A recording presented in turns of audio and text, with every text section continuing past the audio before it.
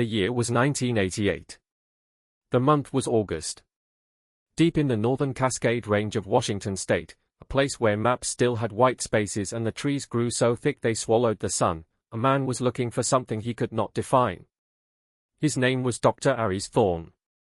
He was young, just 32, a geologist with the United States Geological Survey, and he was driven by an ambition that bordered on obsession. He believed the official geological maps of the region were not just incomplete, he believed they were fundamentally wrong. For weeks, he had been conducting a solo magnetic survey, hiking miles from his base camp each day with a proton precession magnetometer on his back. It was a lonely, thankless job.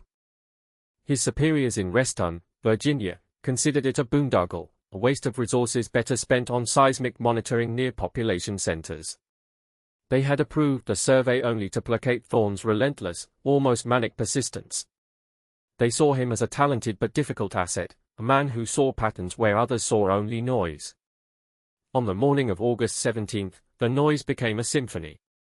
He was traversing a steep, scree-covered slope in a sector designated only by a string of numbers when the magnetometer began to scream.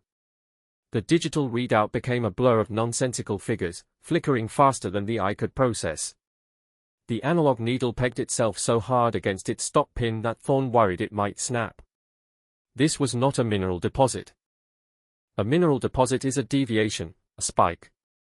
This was a nullification, an inversion of physics. It was as if the magnetic field of the entire planet had ceased to exist in this one specific corridor of rock and fur. He followed the anomaly. The scientific method gave way to raw, primal instinct. He scrambled up the slope, pulling himself over loose rock and fallen logs, the magnetometer's alarm a constant, piercing shriek in his ears. The signal led him to a place that shouldn't have been there. A recent landslide, perhaps triggered by the previous winter's heavy snows, had torn a fresh wound in the mountainside. It had peeled back a layer of soil, rock, and ancient forest, exposing a sheer cliff face that was not on any of his charts. And in the center of that cliff face, there was a hole.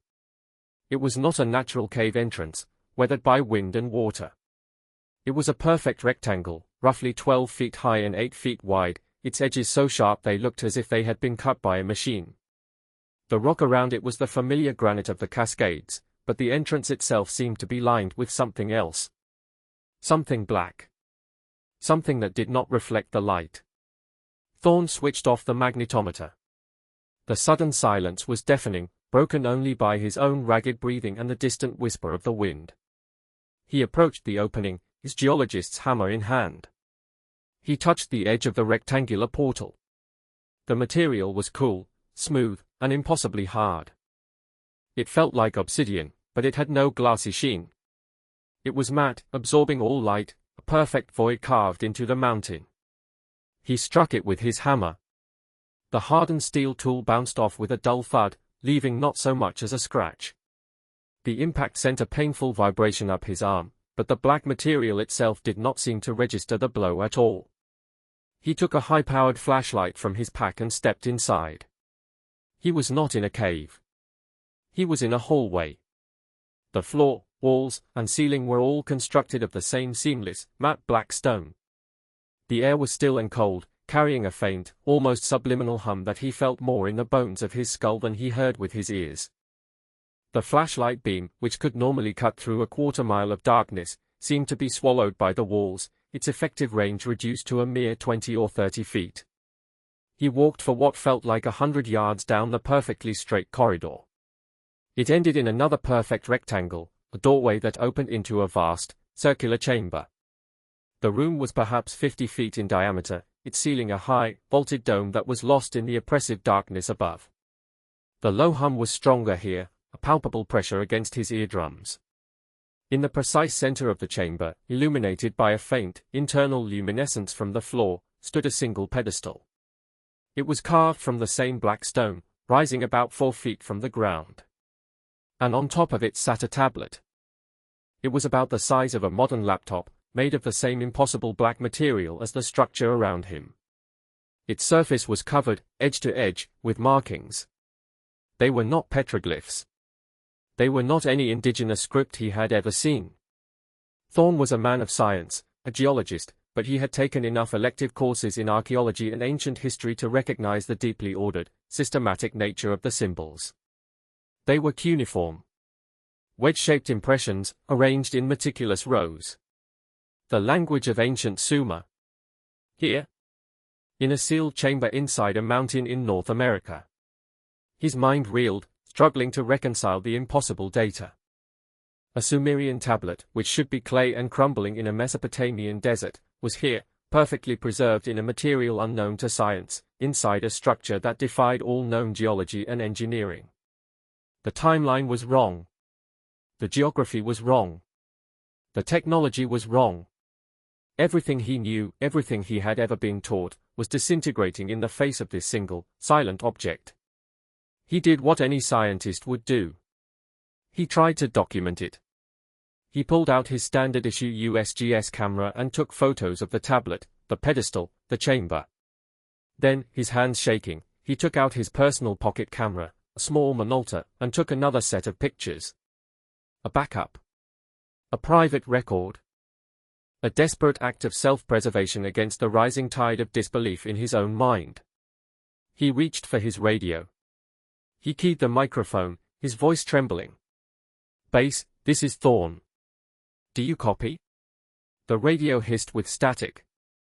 He was deep inside a mountain, he shouldn't have been able to get a signal at all. But through the noise, a voice crackled back, faint and distorted. "Copy, Thorne. What's your status?" "I've found something," he said, his voice a hoarse whisper. "You're not going to believe me. I've found a structure. An artificial structure. And an artifact. Base, it's Mesopotamian." Silence. For a full minute, there was only the hiss of the radio and the low hum of the room. Then, a different voice came over the radio. It was not the familiar voice of the dispatcher at base camp. This voice was calm, cold, and utterly authoritative. "Dr. Thorne. Stay where you are.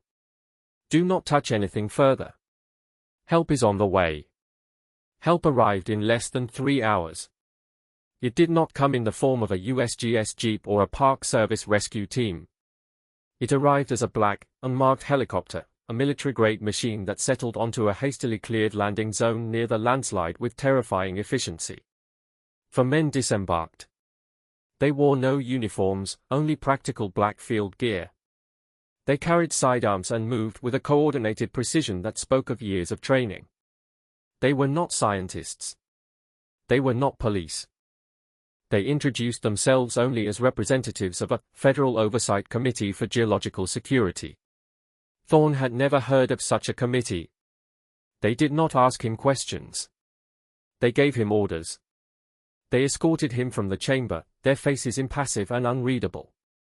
They took his magnetometer, his field notes, his geological samples, and the USGS camera. One of them patted him down, searching for other recording devices. They found nothing. They had missed the small Minolta in the inner pocket of his jacket. 2 of the men went into the chamber with specialized equipment cases. When they emerged, the pedestal was bare. The tablet was gone.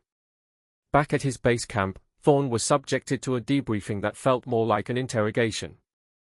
The man in charge, a severe-looking individual with pale eyes, explained the situation in simple, chilling terms.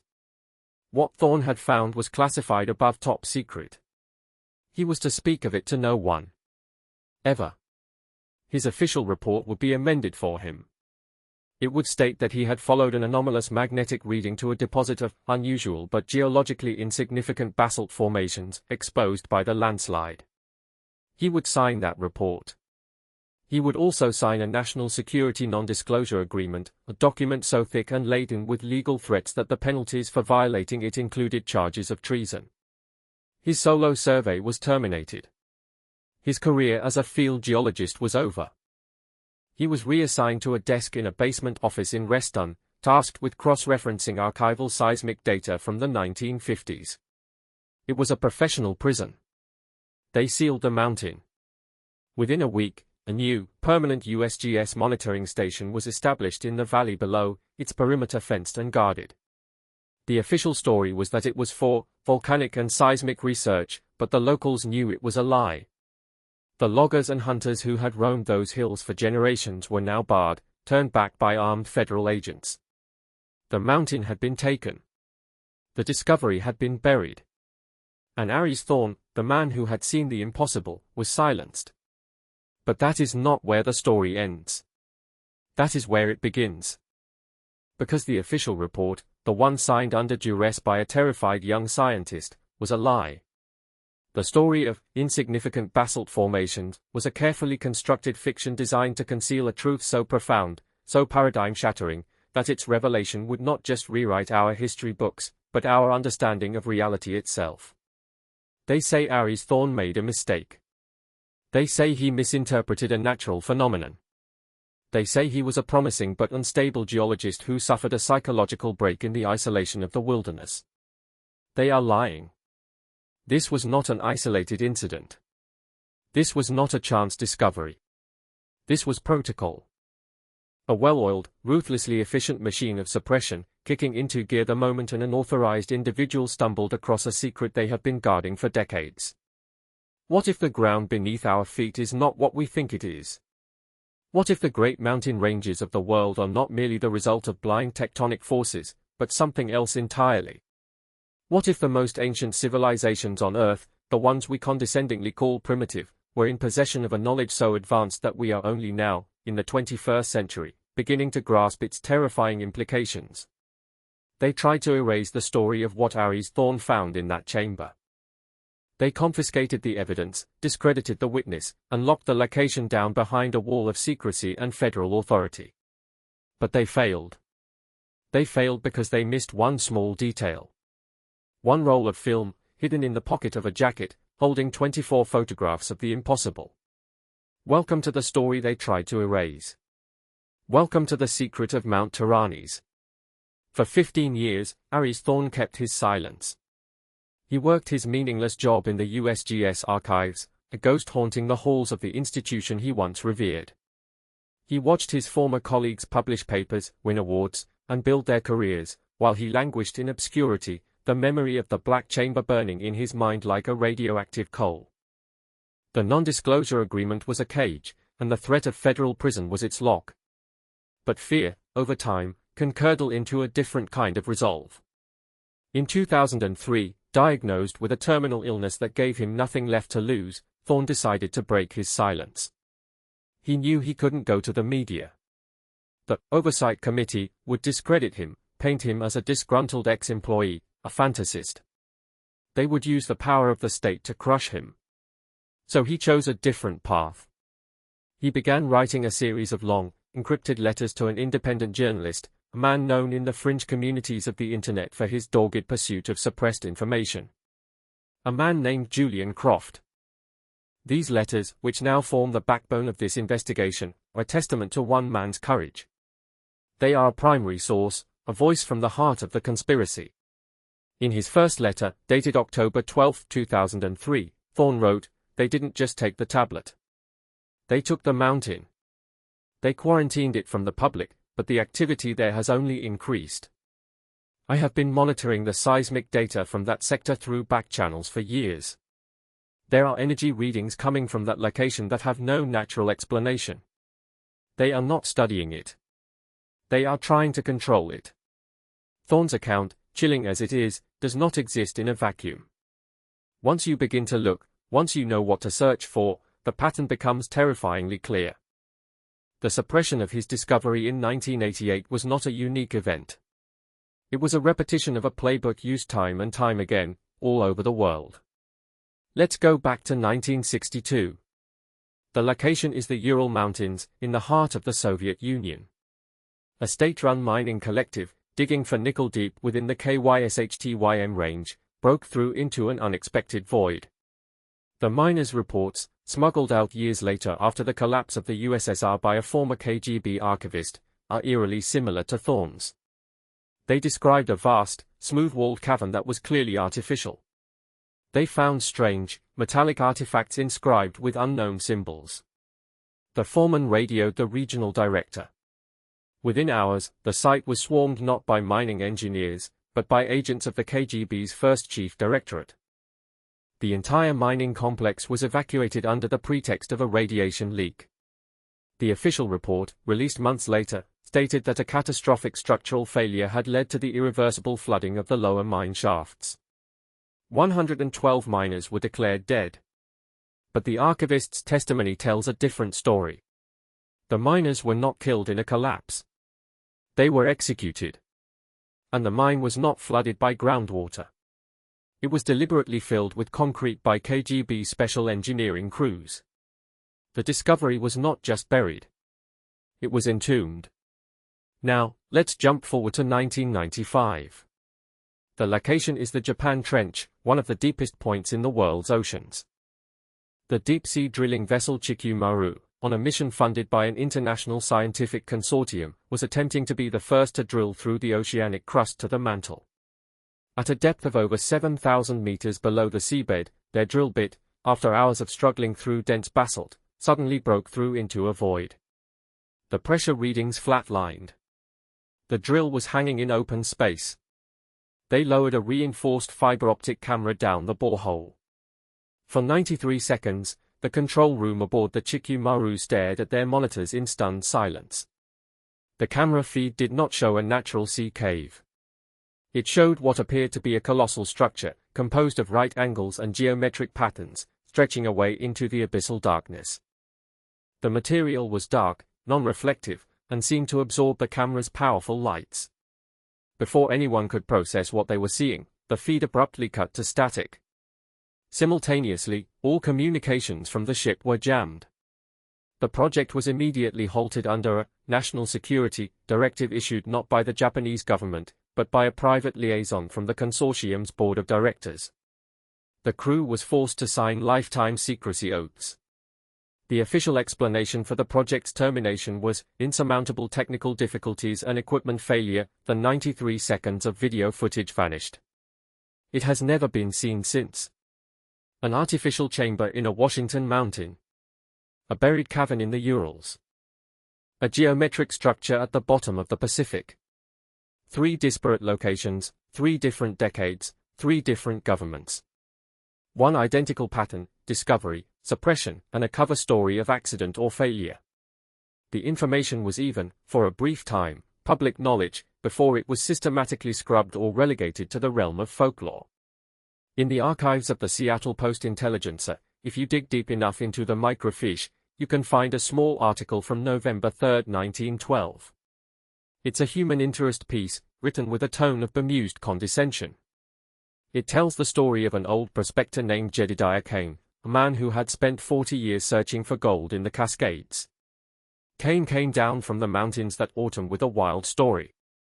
He claimed he had found a cave that hummed. He described an opening in a cliff face that led to a tunnel made of smooth, black glass that drank the light. He said the air inside buzzed and made the fillings in his teeth ache.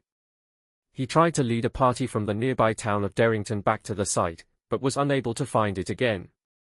He was dismissed as a madman, another prospector driven crazy by solitude and failure. The article ends by mocking his fanciful tale of a singing mountain. Jedediah Kane wasn't mad. He was 76 years ahead of his time. He had stumbled upon the same secret as Aries Thorne. But the most crucial piece of corroborating evidence came from the one thing the suppressors missed, Thorne's roll of film. In his letters to Julian Croft, Thorne included the last of his 24 photographs. They were grainy, taken in low light with a cheap camera, but they were clear enough. They showed the cuneiform tablet. Thorne knew he needed an expert, but he couldn't risk going to a mainstream academic. The institution would close ranks. So, following Croft's advice, he sent the photographs to a woman who had already been cast out of that institution, Dr. Ilara Vance.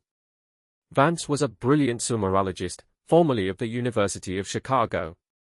Her career had been destroyed in the late 1990s when she published a paper arguing that certain Sumerian myths were not allegories, but were in fact garbled technical manuals describing advanced technology. She proposed that the Sumerians had inherited this knowledge from a much older, lost global civilization. She was ridiculed by her peers. Her tenure was denied. Her funding was cut. She became an academic pariah. When she received Thorne's photographs, she knew she was looking at the vindication of her life's work. In a series of frantic, encrypted emails to Croft and Thorne, she began the painstaking work of translation.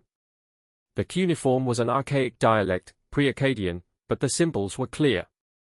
It was not a historical record. It was not a king's decree. It was a warning. Her preliminary translation was fragmented, but electrifying. The tablet spoke of a network of great peaks that slept beneath the stone. It named one of them, Taranis, a Sumerian compound word she translated as the mountain of the skyfire. It described Taranis as a regulator of the deep song, a mechanism that stabilized the heart of the world. And it mentioned a date. A time of awakening. This time was not given as a specific number, but was linked to a complex series of celestial alignments, the precession of the equinoxes, the transit of Venus, and the perihelion of a specific long-period comet.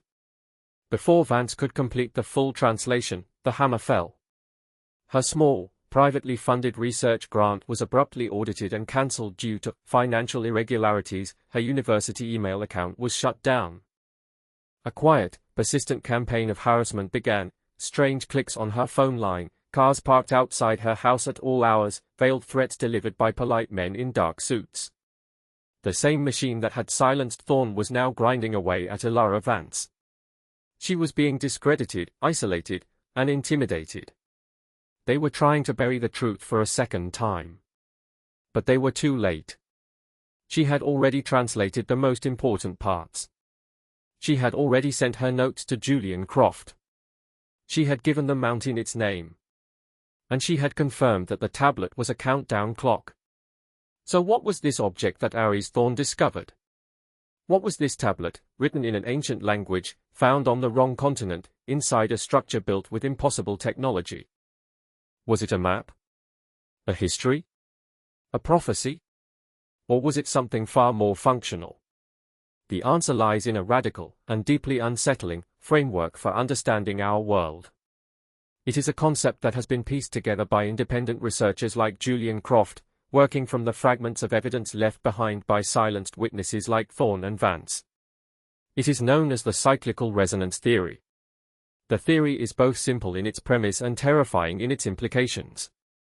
It posits that the Earth itself is not an entirely natural system. It has been augmented. Millennia ago, long before the first Sumerian scratched a wedge into wet clay, a precursor civilization, a global, technologically sophisticated society, integrated a vast and powerful technology directly into the planet's geology. This technology is a network. A global grid of interconnected nodes, strategically placed at points of immense tectonic and electromagnetic significance. What we call mountains, in many cases, are not just mountains. They are the housing for these nodes. They are colossal machines, buried deep within the rock, dormant for thousands of years. What is their purpose? They are planetary regulators. They are designed to manage the Earth's most powerful and volatile systems, its magnetic field, its tectonic plates, the flow of magma in its mantle. They function like colossal harmonic dampeners, absorbing and redirecting stresses, maintaining the delicate equilibrium that makes life on the surface possible. They keep the deep song of the planet, the resonant frequencies of its core, in a stable, life-sustaining harmony. These nodes operate on immense cycles, governed not by human timescales, but by astronomical ones. The celestial alignments described on the tablet are not omens, they are triggers. They mark the end of one long, dormant cycle and the beginning of a new, active one. The ancient civilizations we know, the Sumerians, the Egyptians, the Maya, were not the builders of this network. They were the survivors of the last cycle change. They were the inheritors of a shattered world, clinging to the distorted fragments of a science they no longer understood. Their myths of gods and cataclysms, of floods and fires from the sky, not myths at all. They are the garbled, traumatized memories of the last time the network activated. They are memories of a planetary reset. This reset is not a gentle process. The activation of the network involves a planet-wide release and realignment of energy. It is an event of unimaginable power, capable of triggering crustal displacements, pole shifts, and mass extinction events. It is a culling. A periodic cleansing of the planetary system. The Sumerian tablet, then, was not just a warning. It was a piece of the original technology. A user manual. A diagnostic tool. And a countdown clock, left behind by the builders, perhaps as a final, desperate message to any who might survive to find it. It tells the inheritors what the network is, where the major nodes are located, and when the next activation cycle is due. This is the secret that the organization calling itself the Federal Oversight Committee is so desperate to conceal. This is the truth they have murdered and lied and censored to keep hidden from the public. They know the cycle is ending. They know the activation is coming. And they know the name of the mountain where the countdown is reaching zero. With the lens of the cyclical resonance theory, the disparate pieces of the puzzle suddenly snap into a coherent, horrifying picture. Every anomaly, every cover-up, every silenced voice becomes a part of a single, overarching narrative. Let us revisit the discovery of Dr. Aries Thorne. The mountain he stumbled upon, the one Dr. Vance's translation named Tyrannes, is not just any mountain. It is one of the primary nodes of the global network. The impossible magnetic anomaly he detected was not a glitch, it was the node beginning to stir from its millennia-long slumber. The low, subsonic hum he felt in the chamber was the sound of colossal, ancient machinery powering up. The black, non-reflective material that formed the chamber and the tablet is not a natural stone. It is a form of engineered, shielded plating, designed to contain and channel immense energies. Its light-absorbing properties are likely a side effect of its primary function, to insulate the surrounding geology from the unimaginable forces operating within the node. The old prospector, Jedediah Kane, who in 1912 described a cave that hummed and made his teeth ache, was not mad. He had stumbled upon the same node in a lower power state, its resonant frequencies leaking into the surrounding rock, a phenomenon that would have a direct physical effect on metal fillings. His story, dismissed as folklore, was in fact the first modern account of the Mount Tyrannes node. The institution that suppressed these discoveries is now brought into sharp focus. The Federal Oversight Committee that confronted Thorne was a lie. The men in black were not government agents in any conventional sense. They were operatives of a private, transnational organization known as the Aegis Foundation. Founded in the chaotic aftermath of World War II, in 1947, by a consortium of industrialists, rogue scientists, and high-level military intelligence figures, the Aegis Foundation had a single, secret mandate, to locate, secure, and control the precursor nodes. They had pieced together the same truth from captured Nazi archaeological research, from ancient texts looted during the war, and from their own covert scientific programs. They understood the cyclical resonance theory long before a name was ever put to it. They are the ultimate shadow government. They are beholden to no nation, no law, and no morality. They have spent over 70 years infiltrating the highest levels of government, science, and military organizations across the globe. The USGS, the KGB, the Japanese Scientific Consortium, these were not their partners. They were their unwitting hosts, their tools. When a state-sponsored survey or drilling operation gets too close to a node, an Aegis liaison, embedded deep within the command structure, triggers the containment protocol. The site is locked down, the evidence is seized, and the official narrative is manufactured and disseminated through the compromised state apparatus. The crucial role in exposing this vast conspiracy falls to the modern seeker, the journalist Julian Croft. It was Croft who first received Aries Thorne's desperate letters. It was Croft who connected Thorne with the disgraced academic Ilara Vance. And it was Croft who, after both Thorne and Vance were neutralized, became the custodian of their evidence. He is the one who saw the bigger picture. He took Vance's translation of the Mount Tyrannes tablet and cross-referenced it with the smuggled KGB files from the Ural Mountains incident. He found a direct correlation. The symbols described by the Soviet miners, hastily sketched on a napkin by a terrified witness, matched symbols from the Tyrannes tablet. He then hacked into the sealed archives of the Chikyu Maru drilling project and found a single, corrupted data file from the 93-second video feed. It contained a spectral analysis of the material seen by the camera. It was a perfect match for the properties Aries Thorne described of the black stone in the Washington chamber. Croft connected the dots. He realized this was not a series of isolated anomalies, but a coordinated, global phenomenon, managed by a single, hidden hand. He is the ghost in their machine. He lives off the grid, constantly moving, hunted by Aegis operatives. His only weapon is information, which he leaks out through encrypted channels and trusted contacts, hoping to awaken the public before it is too late. His research forms the very foundation of this report. He is the reason we know the name Aegis Foundation. He is the reason we know the name Mount Tyrannes. And he is the one who understood the most terrifying fact of all. The chamber Ares Thorn found was not just a storage room for a tablet. It was something more. The pattern of suppression is undeniable. The existence of the Aegis Foundation is the key that unlocks the conspiracy. But the true, staggering scale of their operation, and the secret they are guarding, only becomes apparent when you globalize the pattern. Mount Tyrannes is not an isolated case. It is a single, critical piece in a puzzle that spans the entire planet. Let us travel to the Andes Mountains of Peru, to the site we call Machu Picchu. Mainstream archaeology tells us this was a royal estate for the Inca Emperor Pachacuti, a city in the clouds. But this explanation is riddled with holes. Why build a city in such an inaccessible location? How did the Inca, with their bronze tools, cut and fit granite blocks with such seamless, mortarless precision that a knife blade cannot be fit between them? The cyclical resonance theory provides a more logical answer. Machu Picchu is not a city. It is a power station, a monitoring outpost built on and around a minor precursor node. The famous Intihuatana stone, the hitching post of the sun, is not a celestial calendar. It is a diagnostic tool, a resonant pinnacle designed to interface with the node's energy field. The intricate stonework, with its complex, interlocking shapes, is not for aesthetics. It is a form of advanced seismic dampening, engineered to protect the site from the intense vibrations emanating from the node beneath it. The Inca did not build it, they found it, partially ruined, and built their own structures around it, recognizing it as a place of immense power they called a huaca. Now, let us go to the Giza Plateau in Egypt. For centuries, we have been told that the Great Pyramid was a tomb for the pharaoh Khufu. Yet, no body was ever found.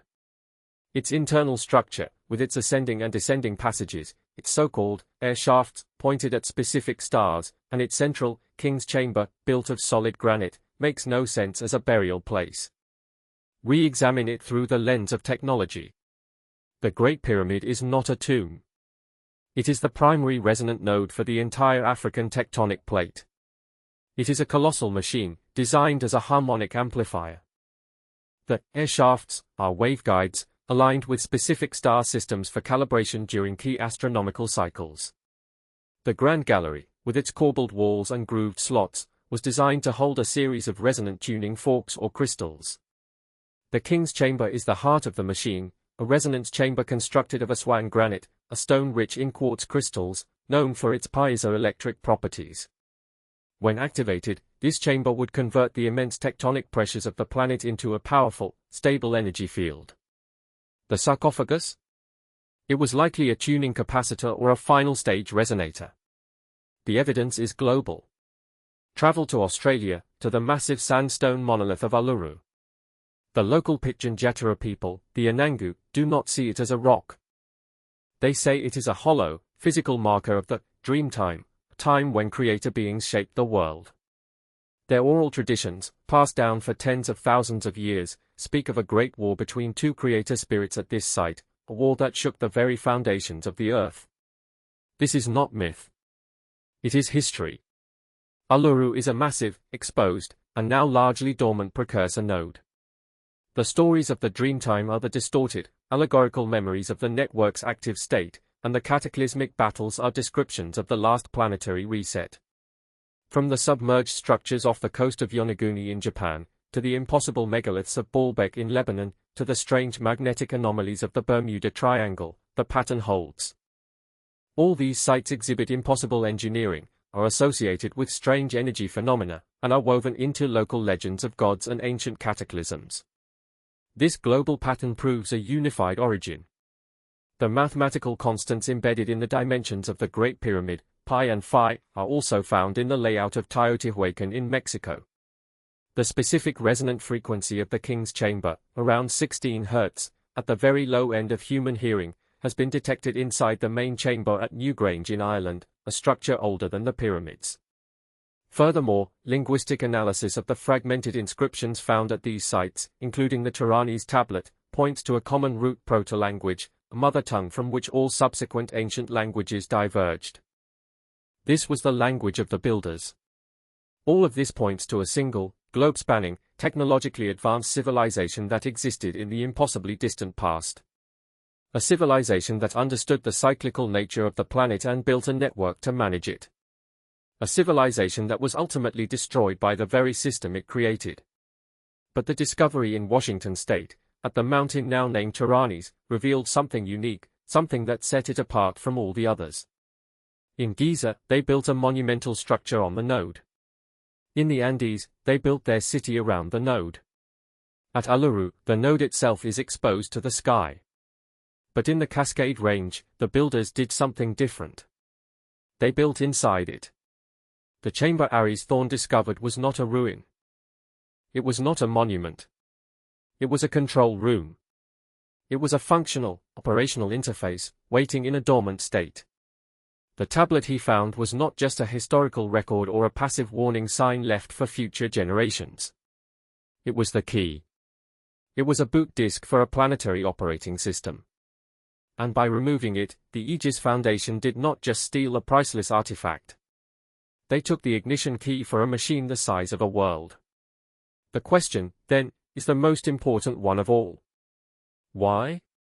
Why go to such extraordinary lengths to conceal this truth? Why murder, lie, and erect a global conspiracy of silence that has spanned more than 7 decades? What is the motive for the suppression? The answer is layered, escalating from simple human greed to a level of ambition and fear that is almost beyond comprehension. The first motive is the most obvious, the protection of the current paradigm. The revelation that a technologically superior global civilization existed tens of thousands of years ago would not just rewrite history books. It would shatter the very foundations of modern science, religion, and philosophy. Every academic discipline, from geology to archaeology to physics, would be rendered obsolete overnight. Every established religion would be confronted with a creation story that has nothing to do with a divine being, but with a planetary engineering project. The resulting chaos in our social and intellectual institutions would be total. The Aegis Foundation, in its most charitable interpretation, could be seen as a misguided quarantine, attempting to prevent a global panic by hiding a truth they believe humanity is not ready for. But this is a naive and generous view. The second motive is far more cynical and realistic: control of resources and technology. The precursor network is not just a planetary defense system, it is a power source. The energy that the nodes regulate is practically limitless. It is the clean, free, and inexhaustible energy source that modern physics has only dreamed of. To control the network is to control the energy of the entire planet. The Aegis Foundation is not trying to protect humanity from the truth. It is trying to monopolize the ultimate technology. They are not scientists, they are prospectors. They are frantically trying to reverse engineer the precursor technology, to hack the system before it fully awakens.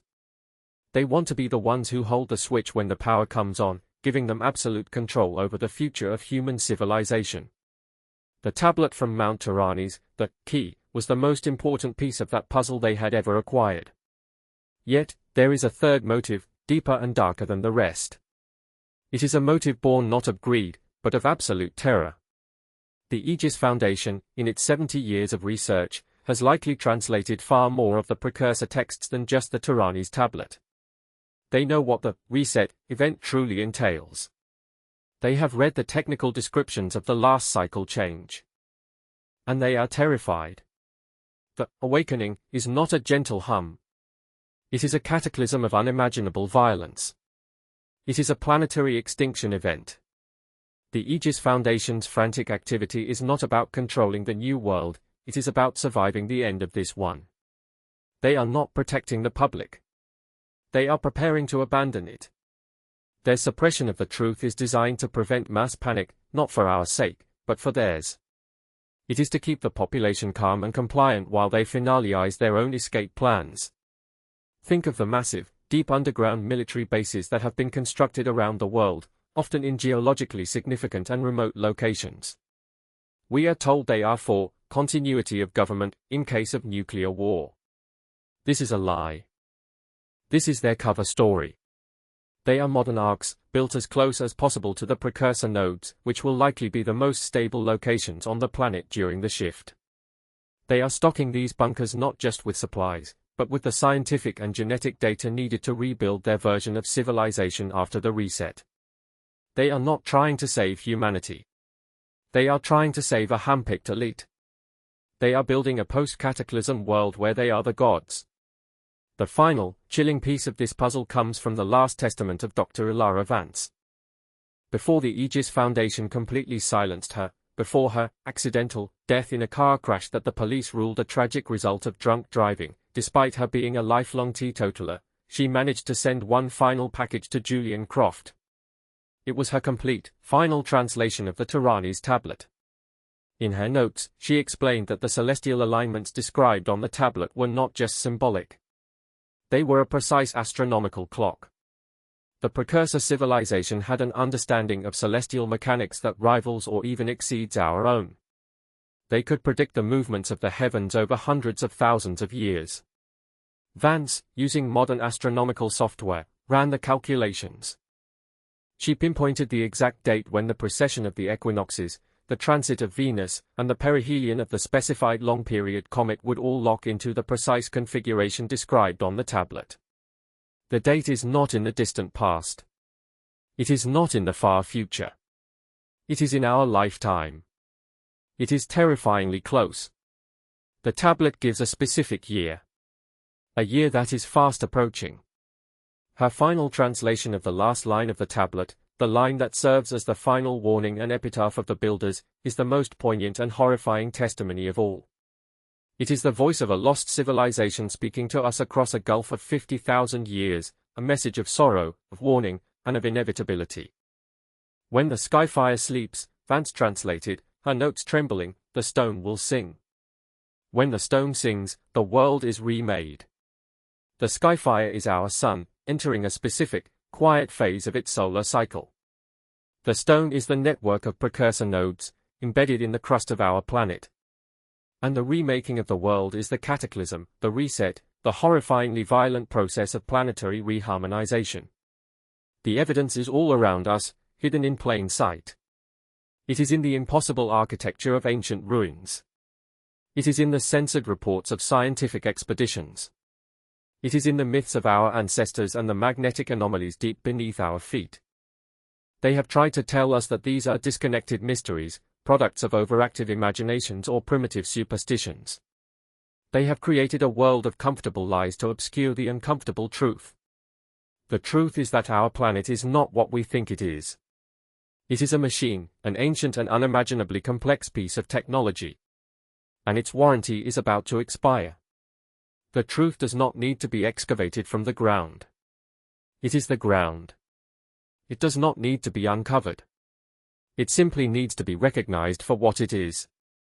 The story of Mount Tyrannies is not just a conspiracy theory, it is a key, a Rosetta Stone for understanding the greatest secret in human history. The evidence persists, stubborn and silent, waiting for those with the eyes to see and the courage to look. The hum that Aries Thorne heard in that chamber in 1988 was just the beginning. The song is growing louder. The Aegis Foundation has been preparing for the awakening of Mount Tyrannies. They have been preparing for the year named on the tablet. The question is, have you?